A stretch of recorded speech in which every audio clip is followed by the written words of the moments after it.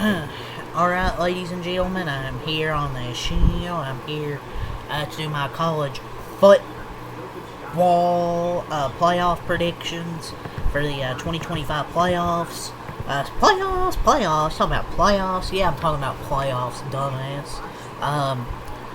Here to give my official playoff predictions for the first round of the college football playoffs starting tomorrow. And then continue Saturday. We have 4 games for the first round. So, that's it. Let's get into it. So, we're going to start with the first game. Number 9, Alabama at number 8, Oklahoma tomorrow. I'm going to go with Oklahoma here. Oklahoma coach Brent Venables is undefeated 5-0 when he's calling the defense in rematches. The Sooners beat Alabama 23-21 on the road less than a month ago. Should only serve to embolden an Oklahoma team that built its success in the second half of the season almost exclusively on Venables' play calling and the play of his defense. Yeah, I know in that game Alabama had about 200-something more yards or whatever, but I don't know, I can't pick Alabama with how their offense has played. Like, they've just been not really good. Ty Simpson has got worse. Their run game's not really effective. Like, I know Oklahoma's offense hasn't been really that good either, but Alabama's offense has been worse. So, I'm going to go with the Sooners here to beat Alabama in this first game. Next game. Number 10, Miami at number 7, Texas A&M. No, Texas A&M lost. They lost their last game of the regular season to Texas. This is a tough game, man. I think it could go either way. You know what? I'm going with the Hurricanes of Miami. They've played outstanding football since losing to Louisville in October, and their weakest unit is the one featuring former SEC champion quarterback Carson Beck and perhaps the most explosive player south of the Mason-Dixie line, Malachi Toney, who's really damn good. Their defensive coordinator, Corey Heatherman, deploys a defense that ranks number 6 in scoring, 13.8 points. Number 7 in rushing defense, 86 yards. And number 11 in total defense, 277 yards. Miami's outscored its last 4 opponents, 151 to 41. And as a defensive line, that could be fit to frustrate Marcel Reed. Reed isn't the reason the Aggies made the largest comeback win in SEC history when they overcame a deficit in South Carolina. He's the reason they were trailing that game.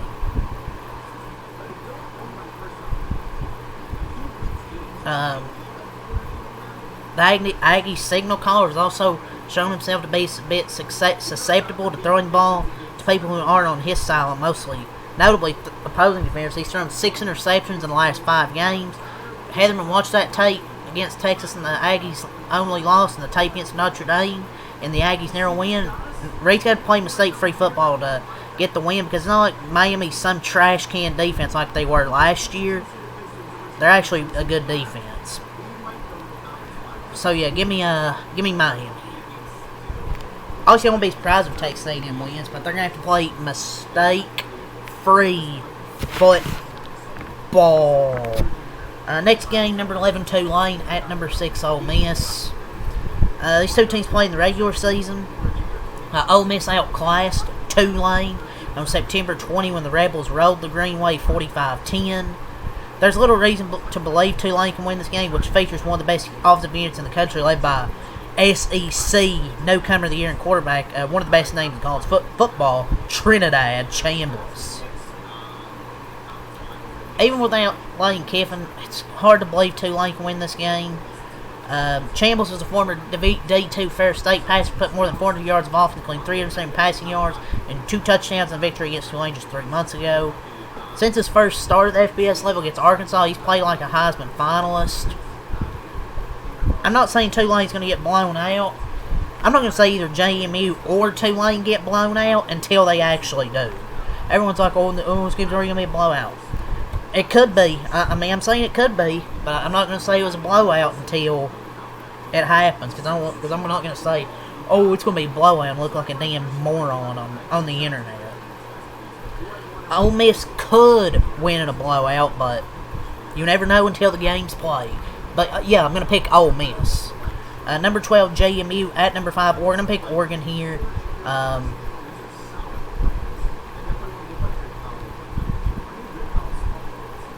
Now, with the Dukes headed to Autzen Stadium, I expect a statement of intent from an Oregon team with unfinished business that got smashed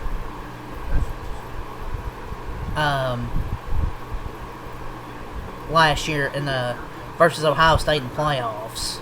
So I expect some unfinished business. But JMU's a good team. Like, they have a really good run game. Alonzo Barnett is a good quarterback. So they're gonna have to be able to run the football. But they're gonna have to make some explosive passing plays as well. But they have a pretty good defense. But let's go to the quarterfinals. Number 2 Ohio State versus number 10 Miami. I'm going to take Ohio State here. I know they're going to have that loss to Indiana, but Indiana's number 1. Like, it's hard to pick anyone but Ohio State, Indiana in these games, and unless they were to play each other. Because I just think they're the 2 best teams. The only other team I think that probably really has a shot is Texas. The other 2 teams are probably like Texas Tech and Georgia. But even then, it's just kind of hard to pick anyone other than Ohio State. Miami has a really good defense, but I don't know, man. I feel like Ohio State just has too explosive an offense to have that play calling like they did versus Indiana, and just too much talent out there, especially with that defense. So, yeah, give me Ohio State. Yeah, your season's over, Miami. But at least you won a playoff game. A playoff game in my predictions. That's in the Cotton Bowl. The Orange Bowl. Number 4, Texas versus number 5, Oregon. I'm going to pick number 4, Texas Tech. I think Oregon's season win here. Like, the Oregon offense is still explosive, but that Texas Tech defense, man. I mean, obviously led by Jacob Rodriguez, but you have David Bailey, who's a good pass rusher. They have a stud corner. They have studs just all over the field defensively. They're legit.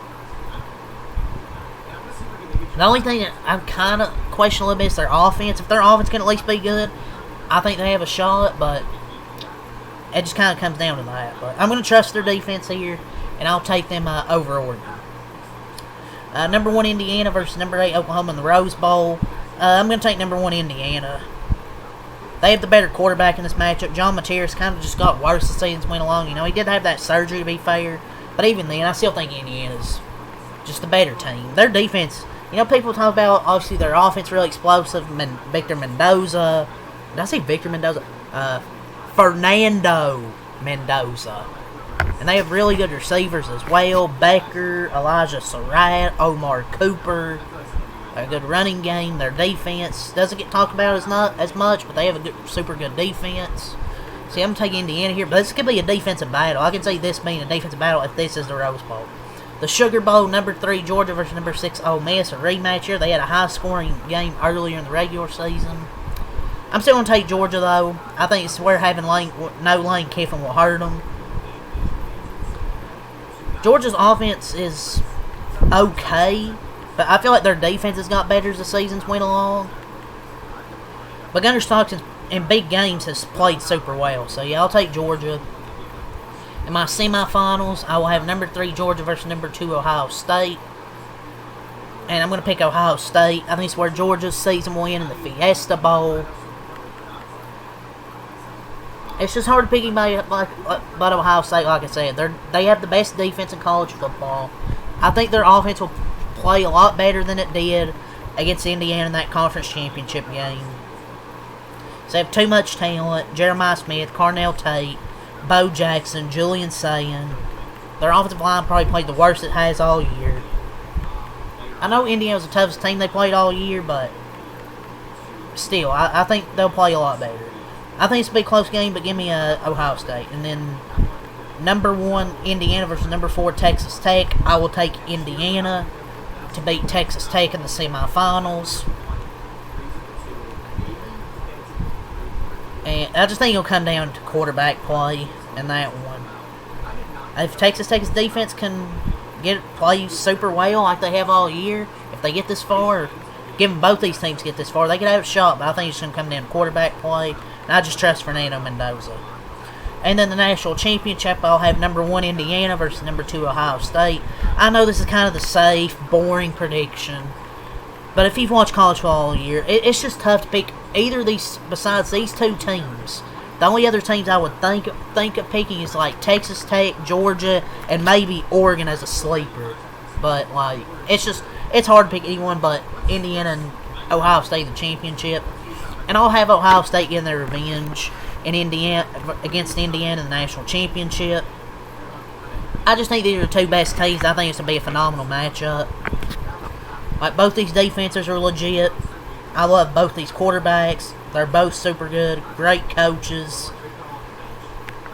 I'd love to see this rematch in the national championship, and I think Ohio State would get revenge because I wouldn't see their offense being that poor like it was in that conference championship game. But yeah, I'm going to pick Ohio State win it all. It was either pick Indiana or Ohio State for me. Like, there's a small, slim chance for other teams, but it's just hard to pick anyone but these two. But, yeah, that's kind of really all I got to say here. So, yeah, leave a like, comment, subscribe for more. Next time out. Peace. Leave your thoughts in the comments below. What's your predictions? Who y'all got winning this college football championship?